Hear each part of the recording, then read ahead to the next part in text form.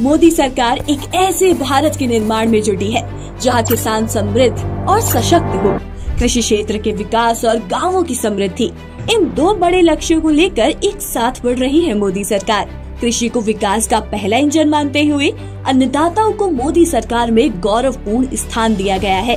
6 साल पहले शुरू हुई पीएम किसान सम्मान निधि योजना के तहत अब तक 4.25 लाख करोड़ रुपए किसानों को मिल चुके हैं। ये राशि करीब 11 करोड़ किसानों के खाते में सीधी पहुंचाई गई है। मोदी सरकार के आने के बाद से योजनाओं का 100% लाभ किसानों को मिल रहा है। अब किसी योजना में बिचौलिए, लीकेज और कट का कोई स्थान नहीं रह गया है। आज भारत का खाद्यान्न उत्पादन 330 मिलियन टन से ज्यादा के रिकॉर्ड स्तर पर है। इसी तरह बागवानी से जुड़ा उत्पादन बढ़कर 350 मिलियन टन से ज्यादा हो गया है। ये मुमकिन हुआ है मोदी सरकार के बीज से बाजार तक की अप्रोच, कृषि सुधार, किसानों का सशक्तिकरण और मजबूत वैल्यू चेन के चलते।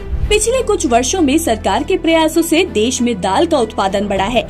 भारत ने चने और मूंग में आत्मनिर्भरता हासिल कर ली है। साल 2025-26 के बजट में दलहन फसलों को बढ़ावा देने के लिए नीति तैयार करने की बात कही गई है, जिससे किसानों की आय में वृद्धि की जा सके और उपभोक्ताओं को भी राहत मिल पाए। 2029 तक भारत दालों में आत्मनिर्भर बन सके, इसके लिए सरकार तुअर, उड़द और मसूर पर ध्यान दे रही है। फल और सब्जियों का उत्पादन बढ़ाने के लिए अनेक कार्यक्रम चलाए जा रहे हैं। बिहार में मखाना बोर्ड के गठन की घोषणा की गई है। मोदी सरकार के प्रयासों से पिछले एक दशक के बीच अनाज, तिलहन, दालें, चारा, गन्ना, विभिन्न फसलों में 2900 से अधिक नई किस्मों का विकास हुआ है। मोदी सरकार ग्रामीण अर्थव्यवस्था को समृद्ध बनाने के लिए प्रतिबद्ध है।